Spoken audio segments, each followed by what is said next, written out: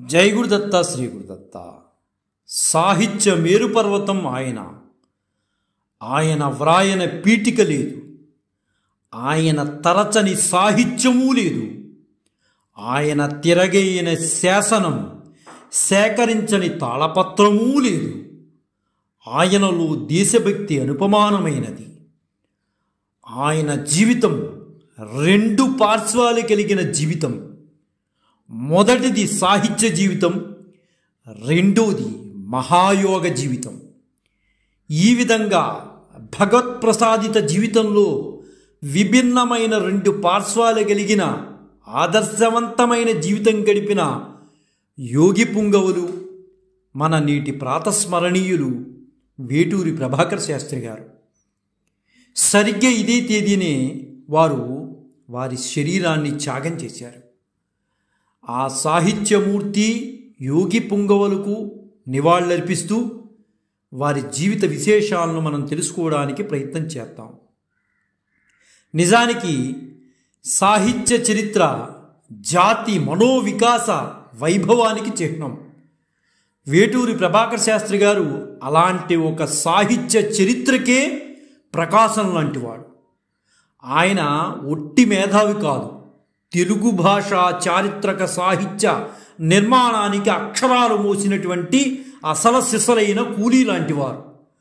ఆయన ఒట్టి రచయిత కాదు, విమర్శన వ్యాసరచనకు ఆద్యుడు.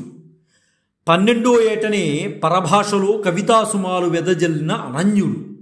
ఇంకా పిన్న వయసు శతావధాని, తొలి తెలుగు పదం నాగబు ఆవిష్కర్త, కలికి చిలకను పలికించిన కథకుడు, కడుపు తీపు, దివ్య దర్శనం, మూన్నాళ్ళ ముచ్చట, కపోత కథ వంటి ఖండకావ్యాల విరచితుడు ఆయన. విమర్శకాగ్రేసరుడు ఆయన. కాలగర్భంలో కలిసిపోతున్న తెలుగు సంస్కృతి చరిత్రను దక్షిణ దేశమంతటా ఈది మరీ ఒడ్డుకు చేర్చినటువంటి సాహిత్య గణపాటి మన వేటూరి ప్రభాకర్ శాస్త్రి గారు.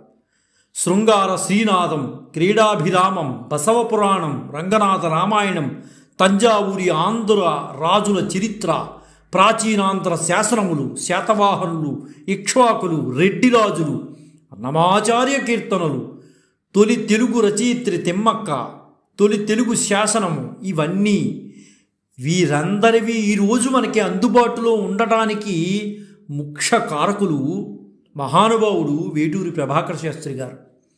వేటూరి ప్రభాకర్ శాస్త్రి గారు సర్వజిత్నామ సంవత్సర మాఘమాస బహుళ ఏకాదశి జ్యేష్ఠా నక్షత్ర చతుర్థ చరణంలో జన్మించారు. అంటే 1888వ సంవత్సరం ఫిబ్రవరి 7వ తేదీన మహానుభావుడు వేటూరి ప్రభాకర్ శాస్త్రి గారు జన్మించారు. వారి గోత్రం శ్రీవత్స గోత్రం. ప్రభాకర్ శాస్త్రి గారి యొక్క తండ్రి గారు చాలా గొప్పవాడండి. ఆయన ఆయుర్వేద వైద్యులు. ఆయన పేరు డాక్టర్ వేటూరి సుందర శాస్త్రి గారు.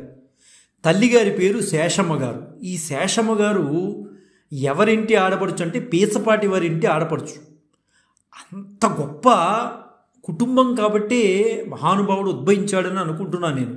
సుందర శాస్త్రి గారు వైద్యమందే కాక శ్రౌత, స్మార్త, జ్యోతిష, శిల్ప, సంస్కృతాంధ్ర సాహిత్యము రంగములందు కూడా ఆయన సుందర శాస్త్రి గారు నిజంగా పేరుకు తగ్గట్టే సుందరమైన వాడండి. ఆయన అన్ని సాహిత్యాల్లోనూ అన్ని భాషల్లోనూ పరిచయం ఉన్నటువంటి మహానుభావుడు.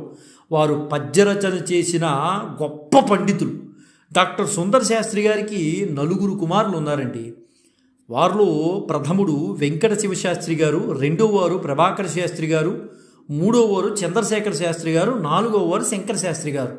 ఇప్పుడు ఈరోజు మన ప్రాతస్మరణీయుడైనటువంటి ప్రభాకర్ శాస్త్రి గారు సుందర శాస్త్రి గారికి 2వ కుమారుడు. ఈ ప్రభాకర్ శాస్త్రి గారు కృష్ణా జిల్లా పెదకళ్ళేపల్లిలో జన్మించారండి మహానుభావుడు. డాక్టర్ సుందర శాస్త్రి గారు ఇల్లు ఎలా ఉండేదంటే అండి, ఒక దేవాలయాన్ని మరిపించి ఒక గ్రంథాలయాన్ని మరిపించే విధంగా ఉండేది.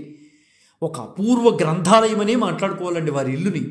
వేదశాస్త్ర, ఇతిహాస, పురాణాది కావ్యాల అనేక విపుల విషయ గోష్ఠులతో వెల్లువిరిసిన సరస్వతీ నిత్యోపాసనా నిలయమై ఇల్లు శోభించేది. అంత గొప్పగా ఉండేది సుందర శాస్త్రి గారి ఇల్లు.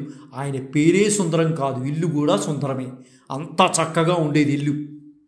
ఆ కాలంలో వివిధ ప్రాంతాలకు చెందినటువంటి కవి పండితులు వారి నివాసం, ఆ సుందర శాస్త్రి గారి నివాసం కలకళ్ళాడుతూ ఉండేది. పండితులు ఎవరు వచ్చినా సుందర శాస్త్రి గారి ఇంటికి వచ్చేవారు, కవులు ఎవరు వచ్చినా వారింటికి వచ్చేవారు. అటువంటి అద్భుతమైన వాతావరణంలో మన ప్రభాకర శాస్త్రి గారి బాల్యం గడిచిపోయిందండి. గొప్ప గొప్ప మహానుభావులందరూ కూడా సుందర శాస్త్రి గారి ఇంటికి రావడంతో వారి బాల్యం అంతా కూడా గొప్ప మహానుభావుల దర్శనంతో వారి జీవితం గడిచిందనే చెప్పుకోవాలి. అయితే సుందర శాస్త్రి గారి ఇంట్లో అనేక రకాలైన గ్రంథాలు ఉన్నాయండి. ఆ గ్రంథస్థం చేసి ఉంచాడు ఆయన అన్నింటినీ కూడా మహానుభావుడు. ఆ గ్రంథాలయంలో ఉన్న అనేక గ్రంథాలని ప్రభాకర శాస్త్రి గారు బాల్యం నుంచే లోతుగా అధ్యయనం చేశాడు. ఇంట్లో పుస్తకాలు ఉన్నప్పుడు, గ్రంథాలు ఉన్నప్పుడు చదవాలని ఉత్సుకత అనేది ఉంటుంది ఎవరికైనా, అది ప్రేరణ కలిగించాలి. అలా సుందర శాస్త్రి గారు ప్రభాకర శాస్త్రి గారికి ప్రేరణ కలిగించారు. దాంతో పుస్తకాన్ని వీడేవాడు కాదు మన ప్రభాకర శాస్త్రి గారు. ఇంట్లో అనునిత్యము జరిగే రామాయణ, భారత, భాగవతాది మహాగ్రంథ విషయ చర్చల్ని వారి బాల్య ప్రజ్ఞని ప్రభావితం చేసి దిశానిర్దేశానికి దోహదం చేసే అనుకోవాలి. ఎందువల్లంటే మహాపండితులు వచ్చినప్పుడల్లా మహాభారతము, భాగవతము, రామాయణం వీటి మీద మాటలు మాట్లాడుకుంటూ ఉండేవారు. ఆ మాటలే ప్రభాకర శాస్త్రి గారిని దిశానిర్దేశం చేశాయేమో అని అనిపిస్తోంది నాకు. ప్రభాకర శాస్త్రి గారు ప్రాథమిక విద్యని పెదకళ్ళేపల్లిలోను, కొట్టరపు సుందరరామయ్య పంతులు గారి వీధిబడిలో చదువుకున్నాడు ఆయన. ఆ తర్వాత మద్దూరి రామావధానులు గారి వద్ద సంస్కృతము, ఇంటిలో వాళ్ళ నాన్నగారి వద్ద తెలుగు చదువుకున్నారు సుందర శాస్త్రి గారి దగ్గర. అవధానులు గారి వద్ద కాళిదాసు, మేఘ సందేశము, రఘువంశము, కుమార సంభవము పూర్తి చేసుకున్నారు. అయితే అక్కడికి 4 మైళ్ళ దూరంలో ఉన్నటువంటి చల్లపల్లి దగ్గరగా ఉందండి. ఆ చల్లపల్లికి చెందినటువంటి మహాపండితులు అయినటువంటి అద్దేపల్లి సోమనాథ శాస్త్రి గారు డాక్టర్ సుందర శాస్త్రి గారి వద్ద వైద్యానికి వచ్చేవారు. ఆ సందర్భంలో వారిరువురికి గాఢమైన మైత్రి ఏర్పడి ప్రభాకర శాస్త్రి గారి శాస్త్రాభ్యాసానికి ఆ మైత్రి ఎంతో దోహదం చేసింది. శాస్త్రి గారు చల్లపల్లిలో సోమనాథుల శాస్త్రి గారి వద్ద సంస్కృత వ్యాకరణ, తర్కశాస్త్ర, పతంజలి యోగశాస్త్రం, కావ్యాలు, నాటకాలు, అలంకార శాస్త్రం మొదలైనవన్నీ కూడా సవ్యాఖ్యాన సంప్రదాయబద్ధంగా అధ్యయనం చేశారండి. అందుకునే మహానుభావుడికి అంత జ్ఞానం. అవ్వారి సుబ్రహ్మణ్య శాస్త్రి గారు, పీసపాటి వెంకట రామశాస్త్రి గారు ఆ కాలంలో ప్రభాకర శాస్త్రి గారి యొక్క సహాధ్యాయులుగా మనం చెప్పుకోవచ్చండి. 16 ఏళ్ల ప్రాయం వచ్చే వరకు సోమనాథ శాస్త్రి వర్యుల వద్ద మన ప్రభాకర శాస్త్రి గారు శిష్యురికం చేశారు. ఆ సమయంలో శోభనాథి శాస్త్రి వర్యులు నిత్యదేవతార్చన, అమేయ అనుష్ఠాన విధి, నిరంతర తపస్సు ప్రభాకర శాస్త్రి గారికి కౌమార, నూతన యవ్వన దశల్ని బాగా ప్రభావితం చేసిందనే చెప్పుకోవాలి. అంటే సోమనాథ శాస్త్రి గారు చేసేటటువంటి క్రియలు ఏవైతే ఉన్నాయో మన ప్రభాకర శాస్త్రి గారి మనస్సులో అలా అచ్చుగుద్దినట్టు పడిపోయాయి. అందువలన కౌమార, నూతన యవ్వన దశలు కూడా ఆయన బాగా ప్రభావితం అయ్యాయి. 1904 సంవత్సరంలో అవ్వారి సుబ్రహ్మణ్య శాస్త్రి గారు పీసపాటి వెంకటరామ శాస్త్రి గారులతో కలిసి బందర్లోని మహానుభావుడు చెల్లపిల్ల వెంకట శాస్త్రి గారి వద్ద అంతేవాసిగా చేరి 2 ఏళ్ళు చెల్లపల్లి వారి శిష్యరికంలో, అంటే దాదాపు ఆయనకి 18 ఏళ్ళు, అంటే 1906 సంవత్సరానికి వచ్చే వరకు ఆయన దగ్గరే ఉన్నారు. అంటే అక్కడ ఆయన దగ్గర చెల్లపల్లి వారి దగ్గర ఉండటం వల్ల ఒక ప్రౌఢ కవిగా తీర్చిదిద్దబడ్డాడు. అష్టావధాన, శతావధాన ప్రక్రియలో పరిణిత ప్రజ్ఞా ప్రభాకరుడుగా అవతరించాడు.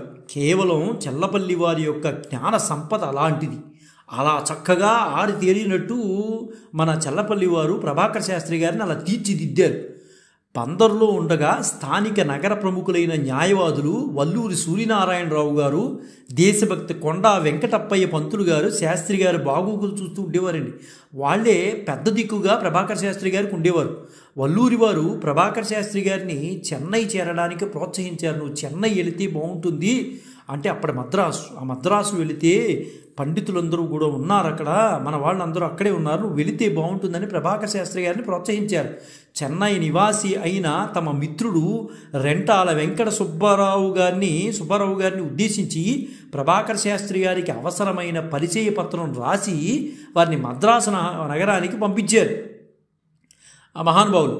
అయితే ప్రభాకర్ శాస్త్రి గారు 1906లో చెన్నై చేరుకున్నారండి. చెన్నై హైకోర్టులో వేప రామేశ్వరం గారు ప్రముఖ న్యాయవాదిగా ఉండేవారు.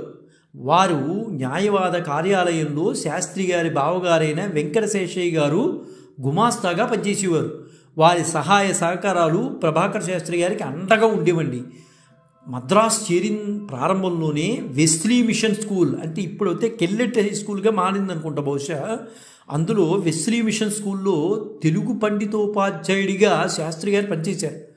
1910 వరకు తిరువల్లిక్కేణి ఉన్నత పాఠశాలలో పనిచేస్తూ మద్రాసు ప్రాచ్యలిఖిత గ్రంథశాలలో పుస్తకాధ్యయనం ద్వారా విరామ సమయాన్ని సద్వినియోగం చేసుకునేవారు. ఆయన చిన్నప్పటి నుంచి ఇంట్లో గ్రంథాలయం ఉండటం వలన చదువు మీదే ఎక్కువ దృష్టి ఉండేదండి. అంటే పిల్లలకి చిన్నప్పటి నుంచి మనం అలవాటు చేసిందే పెద్దయినా వస్తుందనడానికి ప్రధాన కారణం ఇదే మనకి తెలుస్తోంది శాస్త్రి గారి విషయంలోనే. ప్రభాకర్ శాస్త్రి గారు చిన్నప్పుడు బాగా చదువుకునేవారు గ్రంథాలయంలో, అదే పెద్దయినా ఆయన్ని వేడలేదు. ప్రాచ్యలిఖిత గ్రంథశాలలో పుస్తకాధ్యయనం ద్వారా విరామ సమయాన్ని సద్వినియోగం చేసుకునేవాడు. ఆయన జ్ఞానాన్ని పట్టుకోవాలి అని అనుకునేవాడు. 1910వ సంవత్సరంలో వారి జీవితంలో ప్రధానమైన ఘట్టంగా మనం మాట్లాడుకోవచ్చండి. ఆ సంవత్సరంలో ఓరియంటల్ మాన్యుస్క్రిప్ట్ లైబ్రరీ అంటే ప్రాచ్యలిఖిత గ్రంథాలయంలో ఉద్యోగంలో చేరారండి. అదే ఆయన జీవితంలో మలుపు అని మనం మాట్లాడుకోవచ్చు. అదే సంవత్సరంలో వారికి వివాహం కూడా జరిగింది. ఆ వివాహం ఎవరితో జరిగింది? కృష్ణా జిల్లా ఘంటసాల గ్రామస్తులైన పీసపాటి జగన్నాథరావు గారి కుమార్తె అయినటువంటి మహాలక్ష్మి గారితో వివాహం జరిగిందండి. ఆవిడ నిజంగా మహాలక్ష్మి. ఆవిడ అదృష్టమే బహుశా ప్రభాకర్ శాస్త్రి గారికి కూడా వచ్చి ఉండొచ్చేమో అని అనిపిస్తోంది. మద్రాసు ప్రాచ్యలిఖిత గ్రంథాలయంలో, తంజావూరు ప్రాచ్యలిఖిత గ్రంథాలయంలో అనేక సంస్కృత తెలుగు గ్రంథాలను పరిశోధించిన మహానుభావుడు. అనేక గ్రంథకర్తల వివిధ రచనలను సంపాదించి పరిష్కరించి సమగ్ర పీఠికలతో ప్రచురింపజేశారు మన వేటూరి ప్రభాకర్ శాస్త్రి గారు. స్వయంగా కొన్ని లఘు కావ్యాలను, ఖండకావ్యాలను, వివిధ అంశాలపై వ్యాసాలను ఆయనే వ్రాశారు. ఆముక్తమాల్యాద ఆంధ్ర ప్రబంధకర్త శ్రీ కృష్ణదేవరాయల వారే అని ఆయన నిరూపించారు. లక్ష్మీపుర శాసనము, పల్లవ నరసింహవర్మ ప్రథమ శాసనము, కపిలేశ్వరపురం శాసనం మొదలైన శాసనాలన్నింటినీ కూడా మన వేటూరి ప్రభాకర్ శాస్త్రి గారే బహిర్గతం చేశారండి. ప్రాచ్యలిఖిత గ్రంథాలయంలో ప్రాచీన గ్రంథ సముద్ధరణ కోసం అనేక అముద్రిత గ్రంథాల వివరాలను తెలియజేసి 19 సంపుటాలను వెలువరించారండి మహానుభావుడు. చాటుపద్య మంజరి, మణిమంజరిని విపుల పీఠికలతో వివరించారండి ఆయన. భాష నాటకాల్ని వెలుగులోకి తీసుకొచ్చిన మహానుభావుడు ఎవరయ్యా అంటే వేటూరు ప్రభాకర్ శాస్త్రి గారు. ప్రతిమాది భాష నాటకాలు కొన్నిటిని తెలుగు చేశారు. ఆ కాలంలో వివిధ రంగాల్లో విశేష విఖ్యాతి పొందినటువంటి గిడుగు రామూర్తి పంతులు గారు, కందుకూరి వీరేశలింగం పంతులు గారు, గురజాడ అప్పారావు గారు, వేప రామేశం పంతులు గారు, పనప్పాక అనంతాచార్యుల వారు, వేదం వెంకటరాయ శాస్త్రి గారు, డాక్టర్ ఆచంట లక్ష్మీపతి గారు, కాశీనాథుడు నాగేశ్వరరావు పంతులు గారు, టంగుటూరి ప్రకాశం పంతులు గారు, అక్కిరాజు ఉమాకాంత విద్యాశేఖర్లు మొదలైన మహానుభావులు అందరితోనూ మన వేటూరి ప్రభాకర్ శాస్త్రి గారికి గాఢమైన పరిచయాలు ఉండేదండి. అక్కడ గాఢమైన అంటే శాస్త్ర విషయాల మీద విపరీతంగా చర్చలు చేసుకునేవారు వీరు. పనికిమాని మాటలు కాకుండా ఎప్పుడు వచ్చినా శాస్త్రమైన పరిచయాలే ఎక్కువగా ఉండేదన్నమాట. వాళ్ళలో స్నేహాలు బాగా ఉండేవి. అయితే మహానుభావుడు తాతా సుబ్బరాయ శాస్త్రి గారి వంటి మహామనీషులు మద్రాసు నగరం వెళ్ళినప్పుడు సంస్కృతంలో ఉత్తండ పండితులు తాతా సుబ్బరాయ శాస్త్రి గారు. వారు ఎప్పుడైనా మద్రాసు నగరం వెళ్ళినప్పుడు శాస్త్రి గారింటి విడది చేసి మన వేటూరు ప్రభాకర్ శాస్త్రి గారి ఇంట్లోనూ ఉండేవారు. ఆయన ఎక్కడ ఏది పుచ్చుకునేవారు కాదు. మహాలక్ష్మమ్మ గారు వండిన మహాప్రసాదాన్ని మాత్రమే స్వీకరించేవాడు. ఒకవేళ వీళ్ళు లేకపోతే అలాగే ఉండిపోయేవాడు మహానుభావుడు. అంటే అంత నిబద్ధత కలిగినటువంటి మహానుభావుడు తాతా సుబ్బరాయ శాస్త్రి గారు. ఆ మహానుభావుడు వీళ్ళింటే విడిది చేసేవాడు ఆయన ఎప్పుడు వచ్చినా సరే. అయితే ప్రభాకర్ శాస్త్రి గారికి ఎదురైన సంఘటన ఒకటి గురించి మాట్లాడుకోవాలండి. ఆయన జీవితంలో చాలా సంఘటనలు ఉన్నాయి. అందులో ప్రథమ సంఘటన గురించి మనం మాట్లాడుకుంటున్నాం. గుడివాడ బందర్ రైలు మార్గంలో కరుణరసం ప్రధానంగా సాగిన వాస్తవ గాథండి ఇది మాత్రం కల్పన అవుతే కాదు, వాస్తవ గాథ. ఈ లఘుకృతి చదివిన వారికి, విన్నవారికి కూడా ఎంత ఆపుకుందామన్నా ఆగని కన్నీరు ధారులై పారడం ఖాయమండి. అంత చక్కగా ఆయన జరిగిన విషయాన్ని ఆయన రాసుకున్నారు. ఇందులోని పాత్రలు మట్టి పని చేసి ఒక కూలివాడు, అతనిపై విశ్వాసం వీడలేని ఒక ఊరకుక్క.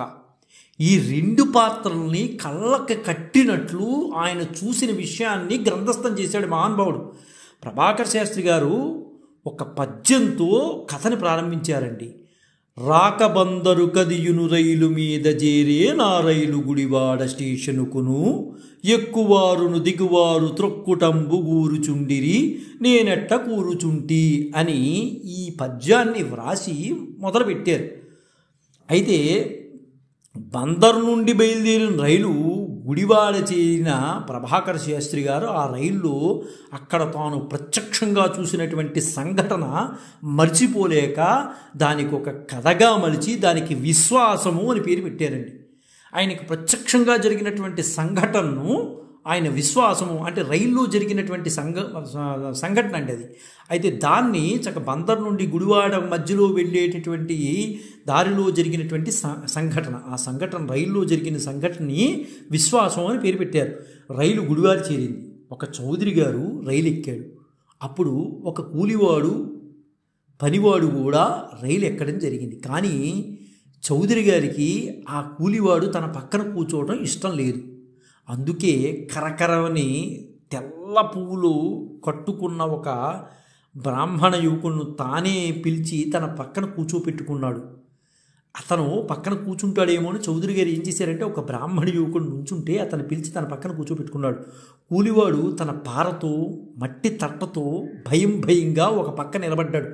అంటే ఆయన పక్కన కూర్చోవటానికి అంటే తెల్లటి వస్త్రాలతో చౌదరి గారు నిండు కుండలాగా బ్రహ్మాండంగా ఉన్నాడు. వాడు వచ్చి ఇక్కడ కూర్చుంటాడేమో అని చెప్పి బ్రాహ్మణ యువకుడిని పక్కన కూర్చోబెట్టుకున్నాడు. సరే ఆ తట్టా పారా పట్టుకుని అతను అలా నిలబడి అలా చూస్తున్నాడు. ప్రభాకర శాస్త్రి గారు అతనికి భయం పోగొట్టడానికి ఓదార్చాడు.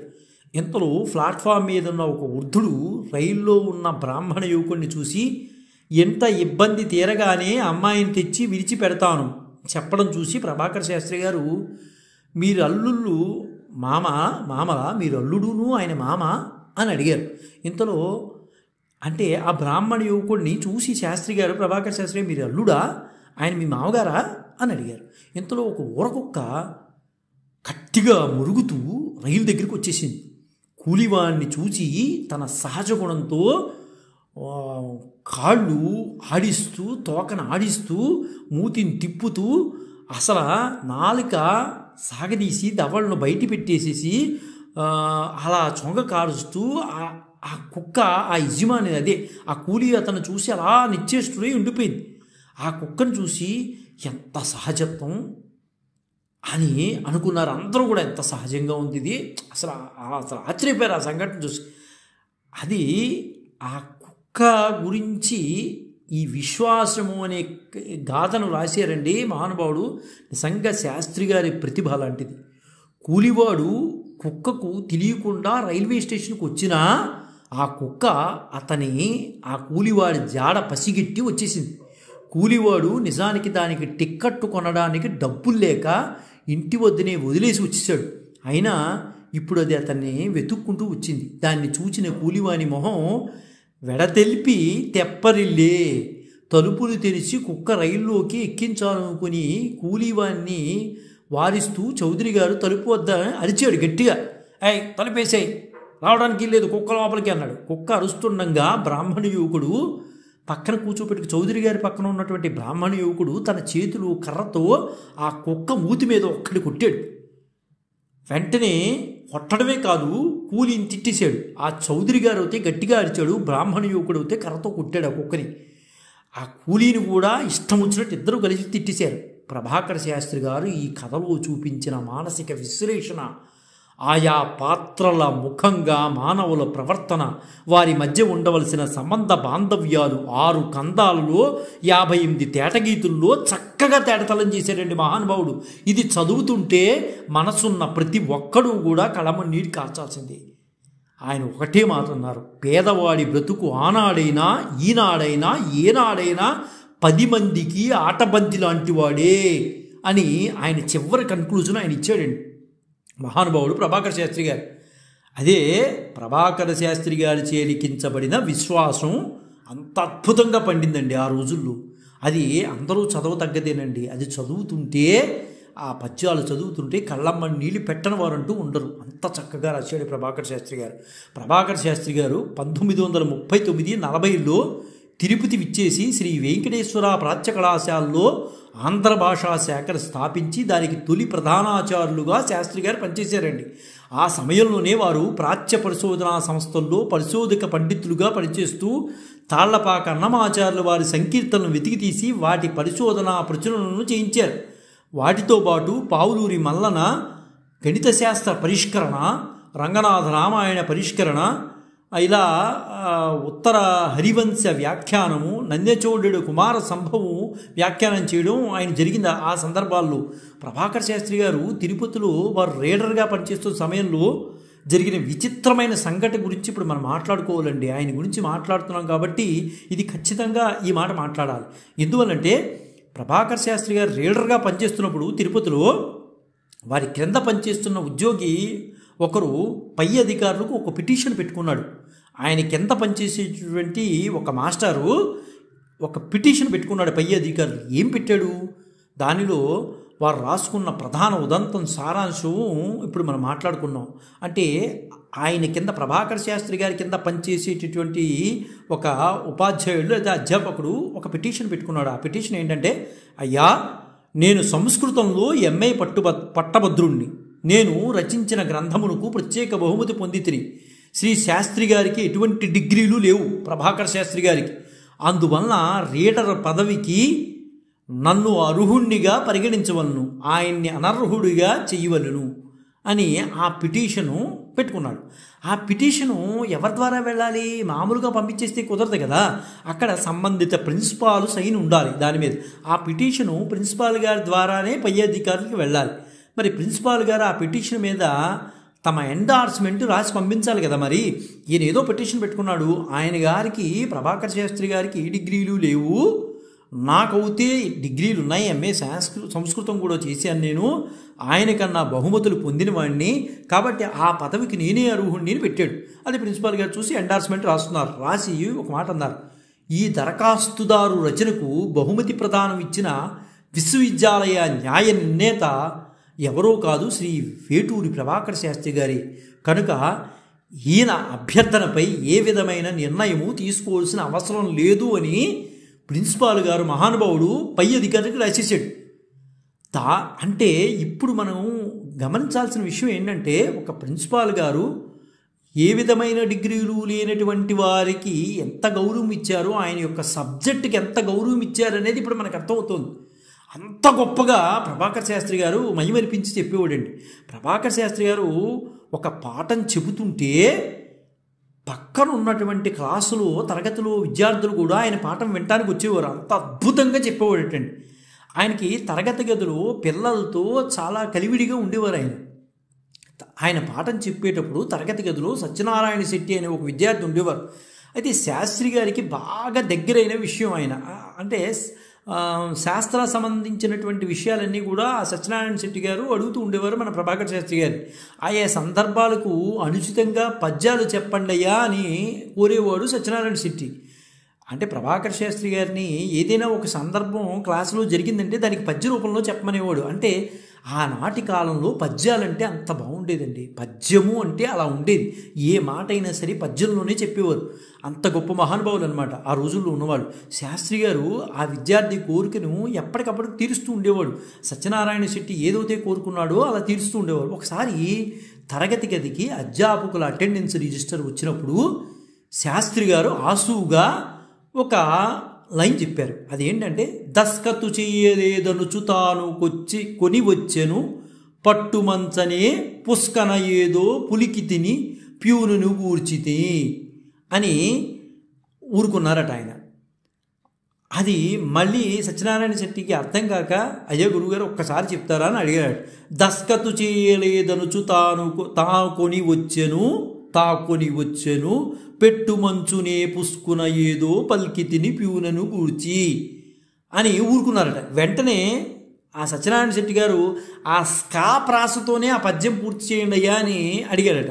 వెంటనే శాస్త్రి గారు ఆసుగా ఆ పద్యాన్ని పూర్తి చేశారట. ఏమని? దస్కతు చేయలేదనుచు తాకుని వచ్చెను పట్టుమంచు నే పుస్కును ఏదో పల్కి తినిపియును గూర్చి అంతలోనే ఈ స్కాను ప్రాస చేసి రచించి యతనం నన్ను శెట్టి శిష్యుడా రస్కి కోసమే ఇటుల వ్రాసితి పద్యము పూర్తి చేసి తిన్ అని అద్భుతంగా పద్యం చెప్పాడేటండి తణుకోకుండా. అప్పుడు ఆ తరగతిలో ఉన్న విద్యార్థులందరి యొక్క కరతాళ ధ్వనులతో ఆ తరగతి దద్దరిల్లిపోయిందటండి. అంటే అక్కడ ఏదో జరుగుతుందని ప్రిన్సిపాల్ గారు అందరూ పరిగెత్తుకుంటూ వచ్చేసారట.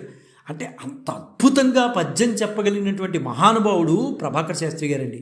శాస్త్రి గారు తమ విద్యార్థుల నడవడిక విషయంలో కూడా, శీల నిర్మాణ విధానంలో కూడా, మానసిక నైతిక స్థితిగతుల పట్ల కూడా చాలా శ్రద్ధ తీసుకునేవారండి. క్లాసులో పాఠం చెప్పడం ఒక ఎత్తైతే శీల నిర్మాణం గురించి ఒక విధానంగా క్లాస్ చెప్పేవారట ఆయన. ఎలా ఉండాలి, ఎలా ఉండకూడదని. మన దౌర్భాగ్యం ఏమైందంటే నేటి రోజుల్లో ఇలా చెప్పేవారు లేరండి. కేవలం షెడ్యూల్స్తో టైం అయిపోతుంది, ఇవాళ 40 నిమిషాలు పాఠం చెప్పేసి బయటికి వెళ్ళిపోవాలి, ఇలా తయారు చేసింది ఒక యంత్రంలాగా తయారు చేస్తున్నారు పిల్లల్ని. నిజంగా ఒక నైతిక విలువల గురించి చెప్పేటంటే మాస్టర్లకి శక్తి ఉన్నప్పటికీ కూడా వ్యవస్థలు సంస్థలు నాశనం చేస్తున్నాయి విద్యా వ్యవస్థని. నిజంగా చెప్పాలంటే అంత గొప్పగా చెప్పగలిగినటువంటి ఉపాధ్యాయులు ఉండి కూడా ఈరోజు పరిస్థితులు ఎంత దారుణంగా ఉన్నాయండి. ఆనాటి పరిస్థితుల్లో ప్రభాకర్ శాస్త్రి గారి పాఠంతో పాటు నైతిక విలువలు కూడా చెప్పేవారు. పరిగెత్తించాలని షెడ్యూల్స్ కాదు, కుర్రాడికి రావాలని షెడ్యూల్ యొక్క ప్రధానం. షెడ్యూల్ అంటే కుర్రాడికి రావాలి, నీకు సిలబస్ అయిపోవడం అనేది కాదు ముఖ్యం. నీకు సిలబస్ అయిపోవడం అనేది ముఖ్యం కాదు, పిల్లవాడికి రావాలి, అదే నిజమైన చదువు.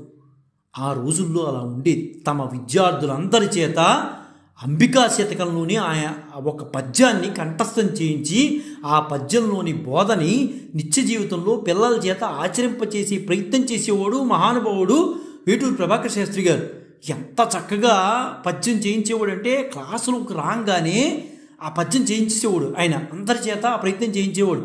ఆ సంస్కారాలు ఇప్పుడు ఉన్నాయా? ఒక్కసారి ఆత్మపరిశీలన చేసుకోవాలి మనందరం కూడా. ఆ సంస్కారం అన్నీ కంటిన్యూ చేయిస్తున్నారా సంస్థలు కానీ వ్యవస్థలు కానీ ఏదైనా సరే? ఎంత చక్కగా పద్యం చెప్పాడంటే అంబికా శతకంలో లాచి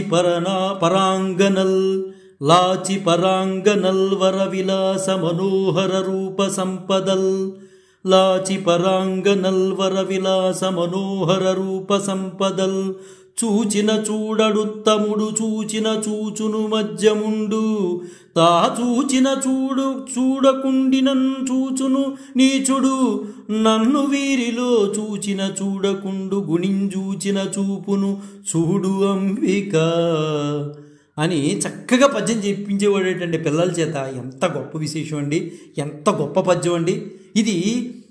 ఇష్టంగా పిల్లలందరూ నేర్చుకునేవి. ఏమంటే చెబితే, గొప్పగా చెబితే పిల్లలందరూ నేర్చుకుంటారు. ఎంత అల్లరి చేసేవాడైనా నేర్చుకుంటాడు. ఇష్టంగా ఇతరులైన ఆయన ఏం చెప్తున్నారంటే, ఇష్టంగా ఇతరులైన స్త్రీలను చక్కని అందచందాలన్నింటినీ ఉత్తముడైన వాడు, వారు స్త్రీలు ఆయన్ని చూస్తున్నా ఆ ఉత్తముడైన వాడు వాళ్ళ వంక వేసి చూడడు. స్త్రీలు ఎంత అందంగా ఉండి అతని వంక చూస్తున్నా ఉత్తముడైన వాడు వాళ్ళ వంక చూడడం. తాను వారి వైపు చూడడు, అతనే ఉత్తముడు.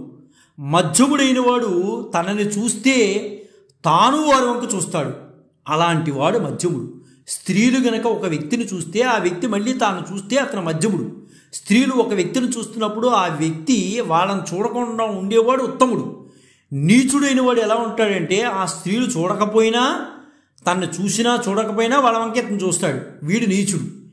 ఓ జగదంబిక, ఈ 3 రకాలైన మానవుల్లో తనని చూసినా తాను చూడని సుగుణం కలిగేలాగా నీవు అనుగ్రహించి ఆ ఉత్తముడి వలె నన్ను కూడా తీర్చిదిద్ది దయచూడు తల్లి అని అద్భుతంగా క్లాసులో చెప్పేవారటండి. అలా చెప్పగలిగేటటువంటి మాస్టర్లు ఉన్నారా?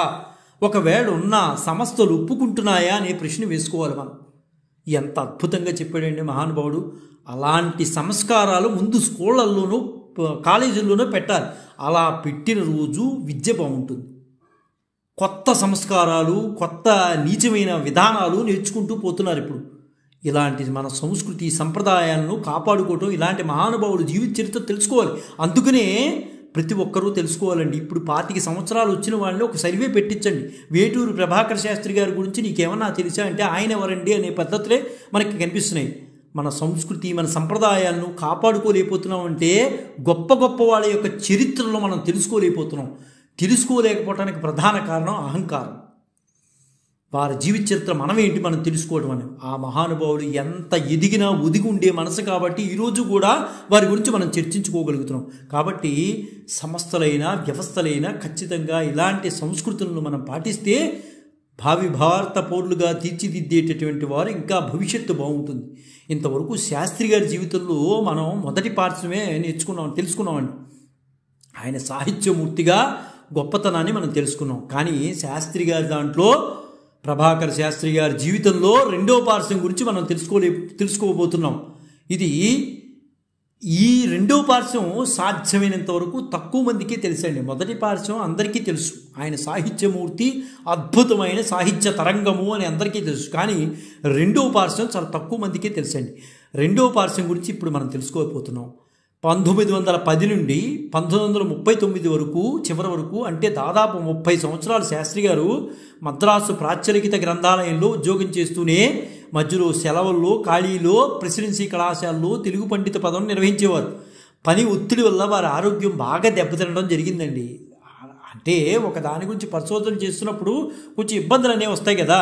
అనారోగ్య పరిస్థితికి అంటే అతిగతి లేకుండా పోయింది. ఎంత విపరీతంగా కష్టపడేవాడు అంటే ఆయన విపరీతంగా కష్టపడేవాడు. అసలు దాని ఆరోగ్యాన్ని కూడా లెక్క చేసేవాడు కాదు. ఆ సందర్భంలో దారి తెన్ను తెలియక తోచని పరిస్థితి ఆయనకి ఏర్పడింది. నిజానికి 1912-16 మధ్యకాలంలో శాస్త్రి గారు తీవ్ర బాధలకు గురి అయ్యారండి. మనస్తాపం ఎక్కువగా వచ్చేసింది. మనస్తాపం విపరీతంగా వచ్చి మనస్థిమితం కోల్పోయారు ఆయన. అంటే అంత పరిశోధనలు అలా చేస్తాయండి మనుషుల్ని.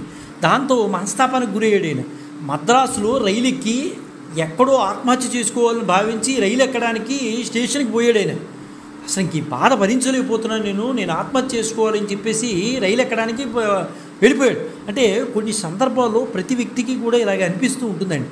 ఆయన జీవితంలో కూడా ఇలా వచ్చింది.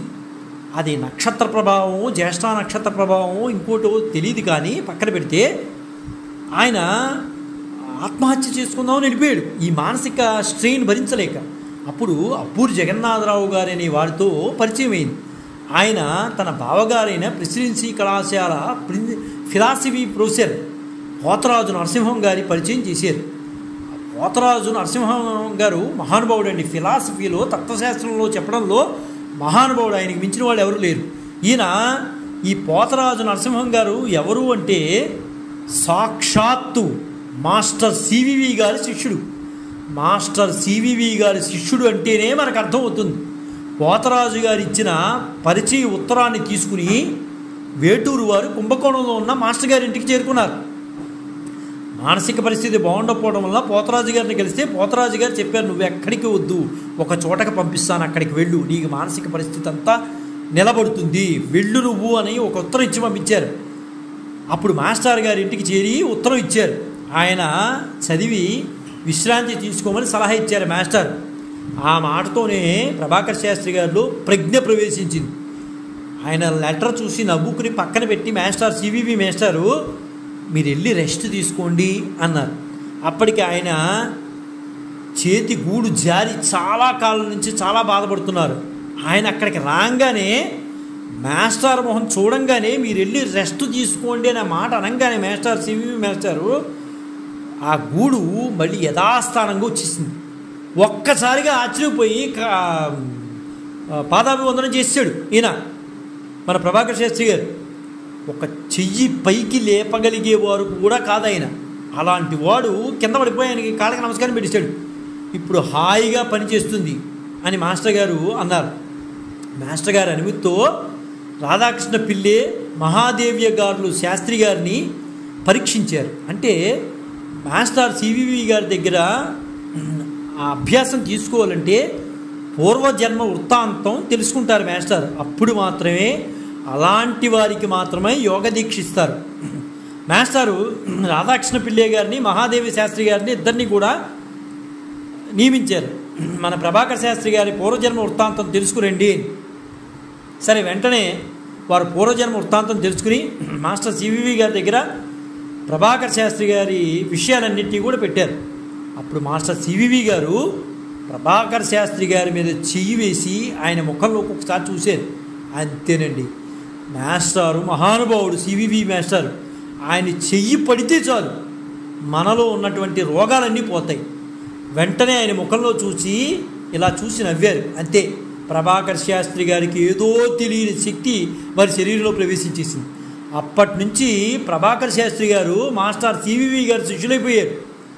ఏమిటో తెలియదు, ఆయన ఎవరో తెలియదు, ఆయన ఏం చేస్తాడో తెలియదు. ఉత్తరం పట్టుకుని వెళ్ళాడు, ఆయన చూశాడు, చూడంగానే పూర్వజన్మ వృత్తాంతం కావాలన్నాడు, పరీక్ష చేశారు, ఆ రిపోర్ట్ ఆయన దగ్గరికి వచ్చింది. ఆయన రిపోర్ట్లో ఏముందో ఆయనకి చెప్పలేదు. ఇలా మాస్టర్ సివివి మాస్టారు ప్రభాకర్ శాస్త్రి గారి మీద చెయ్యేసి మొక్కల్లోకి చూశాడు. అంతే, ప్రభాకర్ శాస్త్రి గారి జీవితం మారిపోయింది. అప్పటి నుంచి ప్రభాకర్ శాస్త్రి గారు మునుపున్నటువంటి సాహిత్యమూర్తి కన్నా 1000 రెట్లు మానవతా విలువలు కలిగినటువంటి వ్యక్తి అయిపోయారు. అప్పటి నుంచి ఇతరుల బాధలను చూసిన శాస్త్రి గారు తట్టుకోలేకపోయేవాడు, మానవతామూర్తి అయ్యాడు. సాహితీమూర్తల్లా మానవతామూర్తి అయ్యి చివరికి యోగి పుంగవుడు అయ్యాడు. ఆయన తన ఆత్మశక్తితో బాధలు తీర్చేవారు. నిన్నటి వరకు నువ్వు ప్రభాకరుడు, ఈ రోజు నుంచి నన్ను గురించి రాయగల యోగ్యత నీకు మాత్రమే ఉందని మాస్టర్ సివివి గారు ప్రభాకర్ శాస్త్రి గారిని మెచ్చుకున్నారు. దాంతో ప్రభాకర్ శాస్త్రి గారి యొక్క జీవితం మలుపు తిరిగింది.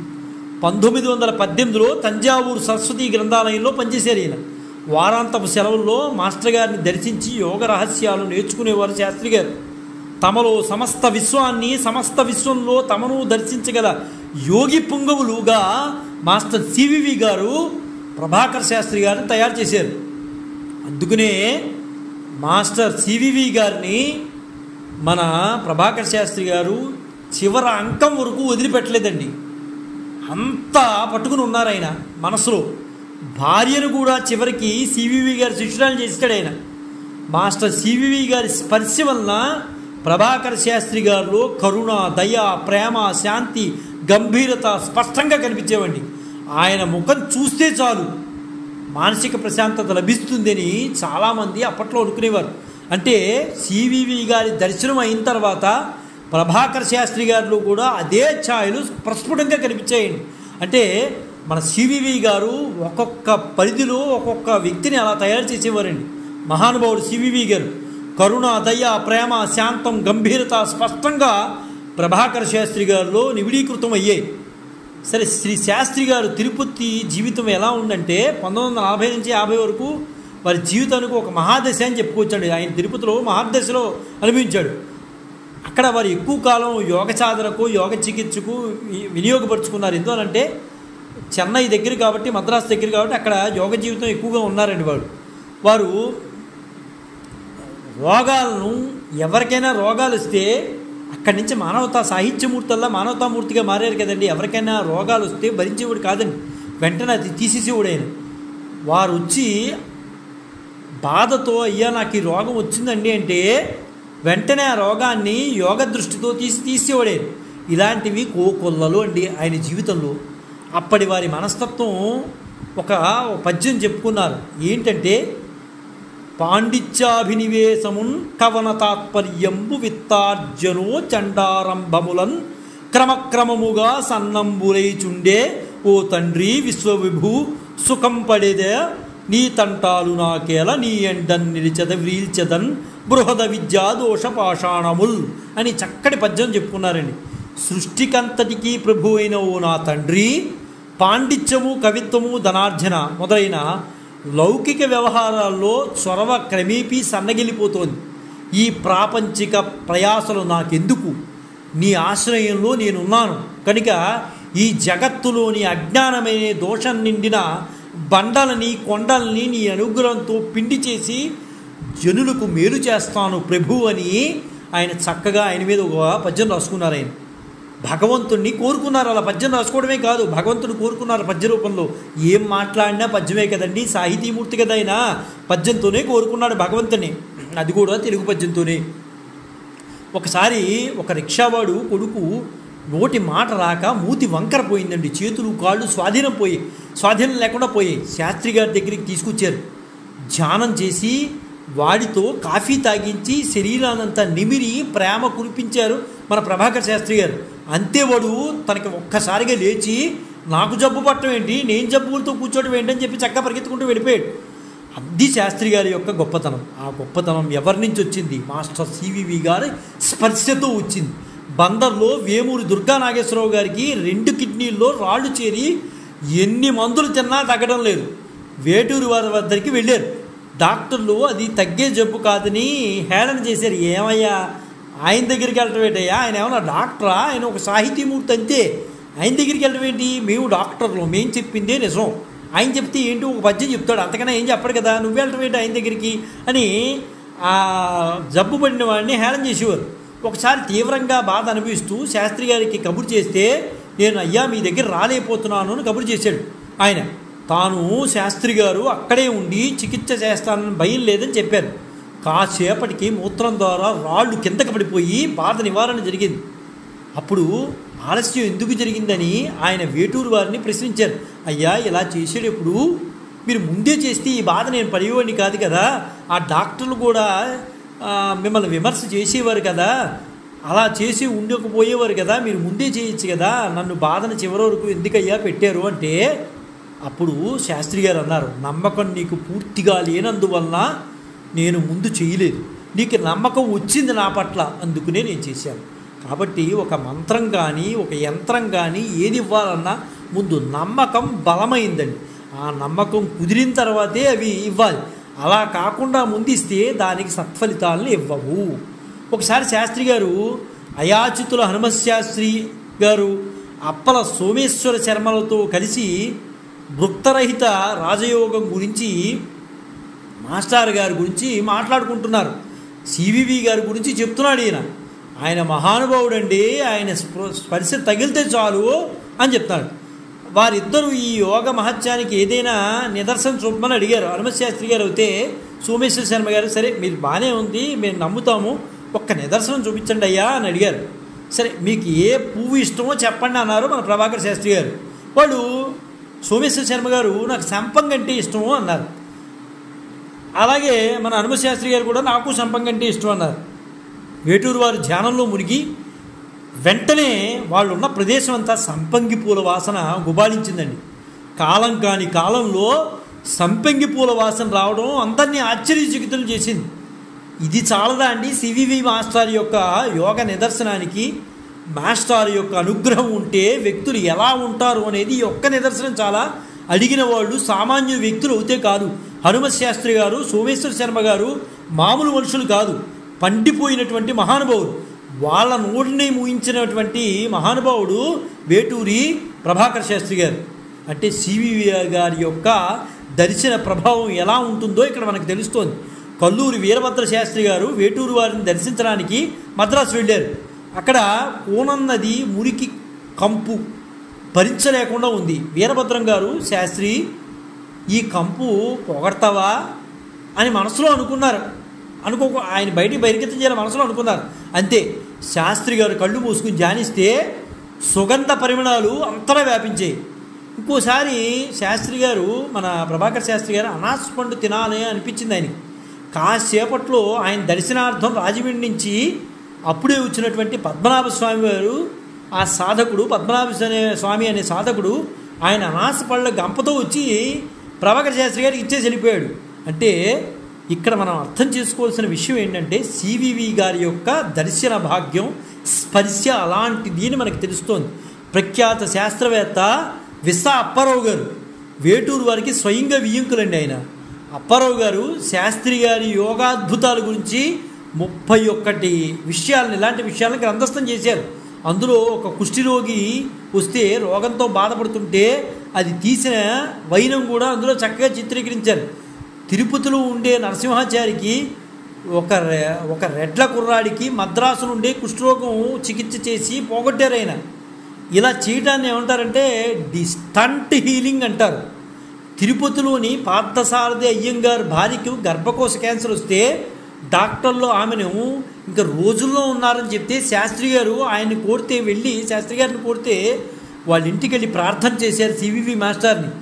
నలుపు ఎరుపు ద్రవం బయటికి పోయి ఆమె నుంచి 15 రోజుల్లో ఆమె మామూలు మనిషికి తిరిగేసింది. ఇలా మాస్టర్ యొక్క అనుగ్రహంతో మన వేటూరి ప్రభాకర్ శాస్త్రి గారు ఎన్నో లీలలు చేశాడు. 1939-40 ప్రాంతంలో ఆచార్య దివాకర్ల వెంకటావధాని గారికి నిద్ర రాకపోవడంతో గుండె దడదళ్ళాడింది. వీధిలో నడవడానికి భయంగా ఉండేదని శాస్త్రి గారిని సంప్రదించారు. అదేదో ఆయన సూక్ష్మ శరీరంలోని బాధ అని తెలుసుకున్నారు. అది అవధాని గారి మొదటి భార్యదే. ఎంతగా ట్రీట్ చేసినా తగ్గలేదు. అవధాని గారికి ఒకసారి నువ్వు నా మాట వినకపోతే వినేటట్లు చేస్తానని గట్టిగా మందలించాడు. వారి ఆదేశం ప్రకారంగా అవధాని గారి రెండో భార్యకి మొదటి భార్య మొదటి సంతానంగా పుట్టి రుణం తీర్చుకోంది. అప్పటి నుంచి అవధాని గారికి ఏ బాధలు లేవు. అంటే ఎంత గొప్ప విశేషం అంటే ఆ రెండో భార్య కడుపులో ఈ మొదటి భార్య పుట్టుతుంది అని కోరుకున్నాడు ఈయన. వెంటనే అదంతా పోయింది. అది చెప్పిన వాళ్ళు ఎవరో అంటే వేటూరు ప్రభాకర్ శాస్త్రి గారే చెప్పారు ఆ విషయం అలా కోరుకోమని. అలాగే కుప్పుస్వామి శాస్త్రి గారికి మొదటి భార్య చనిపోయి ఆయన చాలా బాధపడితే వేటూరు వారు ఆమెను ఆయన కొడుకు శేషగిరికి కూతురు పుట్టమని చెప్పి అలానే జరిగితే ఆయనకి ఆనందం కలిగింది కూడా. నిజంగా అలాగే పుడుతుందని చెప్పారు, అలాగే పుట్టారు కూడా. ప్రఖ్యాత దేశభక్తులు మహావక్త చెరుకువాడ నరసింహం పంతులు గారికి క్షయవ్యాధి చాలా తీవ్రంగా వచ్చింది. దాన్ని ట్రీట్ చేసిన ఏం చేశారు శాస్త్రి గారు. అలాగే ప్రముఖ సంపాదకుడు నార్ల వెంకటేశ్వరరావు గారి భార్య గారికి కూడా పార్శ్వ నొప్పి విపరీతంగా వస్తే ఏ డాక్టరు చేయలేనటువంటిది మన ప్రభాకర్ శాస్త్రి గారే నయం చేశారు. అలాగే తిరుపతి ప్రాచ్య శోధన సంస్థ సంచాలకుడు రామానుజన్ స్వామి వారి భార్యకి ఇబ్బంది వస్తే ఆ ఇబ్బందిని కూడా మన ప్రభాకర్ శాస్త్రి గారు తగ్గించారు. ఆయన ఒకటే చెప్పేవారు, నా చుట్టూ అందాన్ని అమృతాన్ని పంచిపెట్టాలనే సంకల్పం ఉన్నవాడిని నేను. అందరి ఆపదల నుంచి రక్షించడం, అందరిలో ఆనందాన్ని నెలకొల్పడం అనే రెండు భావాలే నాకు ఉచ్ఛ్వాస నిశ్వాసాలు. అవి ఆడడంలోనే నా ఊపిరి ఉంది అని మహానుభావులు వేటూరు ప్రభాకర్ శాస్త్రి గారు చెప్పేవారండి. నిజంగానే ఆయన ప్రభాకరుడు అంటే సూర్యుడిలాగానే ఆరోగ్యాన్ని ఇచ్చేవాడండి. ఆ రోజుల్లో ఆరోగ్యం భాస్కరాదిత్య అనేవారు కాదు, ప్రభాకర ఆదిత్య ఆరోగ్యం ప్రభాకర ఆదిత్యేత్ అనేవారు. అలా అనేవారు అందరూ. అలా అయిపోయింది నానుడు కూడా. అంటే సివివి గారి యొక్క దర్శనం భాగ్యం ఆయన్ని అంత ఉన్నత స్థితికి తీసుకెళ్ళిందండి. ఆయన మాటని పలికితే నోటి నుంచి చాలు ఆ మహానుభావుడు ఎన్నో వరాలు ఇవ్వగలిగేటువంటి దివ్య సంపన్నులు. ఆయన పట్ల విశ్వాసం ఉన్నవారు ఈ మాటలు అనేవారు, ఖచ్చితంగా అనేవారు. మీరు మామూలు వ్యక్తి అయితే కాదు, ఆ ఆరోగ్యాన్ని సూర్యుడు ఇస్తాడో లేదో తెలియదు కానీ ఈ ప్రత్యక్ష ప్రభాకరుడు మాత్రం మాకు ఆరోగ్యాన్ని ఇస్తున్నాడు అని ఆనాటి జనం ఎంతగానో పొగిడేవారు. అదంతా కూడా సివివి గారి స్పర్శతో వచ్చినటువంటి శక్తి అండి. అది శ్రీ వేటూరి ప్రభాకర్ శాస్త్రి గారు వికృతినామ సంవత్సరం శ్రావణ బహుళ విద్య మంగళవారం రోజున, అంటే సరిగ్గా ఇదే తేదీ అండి, 29 ఆగస్టు 1950 మధ్యాహ్నం 12:30 వారి శరీరాన్ని వదిలి అనంతలోకాలకి వెళ్ళిపోయారండి. యోగి పుంగవుడు, నిత్య పరోపకార చింతనాపరుడు, విజ్ఞాన వటవృక్షము వేటూరి ప్రభాకర్ శాస్త్రి 29 ఆగస్టు 1950న తన 62వ ఏట ఈ లోకాన్ని భౌతికంగా వదిలి వెళ్ళిపోయారండి. వీరు తనువు చాలించి కూడా దాదాపు 72 ఏళ్ళు పూర్తయిపోయింది. వీరి కాలధర్మం పట్టిన రోజు నుంచి ఆనాటి పత్రికలు నెల రోజుల పాటు పుంకానుపుంకాలుగా వార్తలు, కథనాలు, ప్రత్యేక వ్యాసాలు ఇలాంటి విషయాలు ఎన్నింటో చర్చించేయండి. ఆ రోజుల్లో 1950లో అనంత తేజోమూర్తి యోగి పుంగవుడు వేటూరి ప్రభాకర్ శాస్త్రి గారు లోకానికి పంచిన వెలుగులు అనంతంగానే ఇప్పటికీ కూడా ప్రసరిస్తూనే ఉంటాయండి. వేటూరు ప్రభాకరుడు ఆనాటి ఆపన్న జీవితాల్లో నిజమైన ప్రభాకరుడుగా నిలిచారండి. వారు దేహత్యాగం చేసిన తేదీ ఈరోజు. కావున ఆ మహానుభావుడికి మనం అందరం కూడా తప్పనిసరిగా ఘనమైన నివాళులు అర్పించాలండి. ఆ మహానుభావుడికి ఘనమైన నివాళులు అర్పిస్తూ జై గురుదత్త, శ్రీ గురుదత్త, శ్రీపాద శ్రీవల్లభ చరణదాసుడు, మానికొండ రాజశేఖర శర్మ, రాజమహేంద్రవరం. స్వస్తి.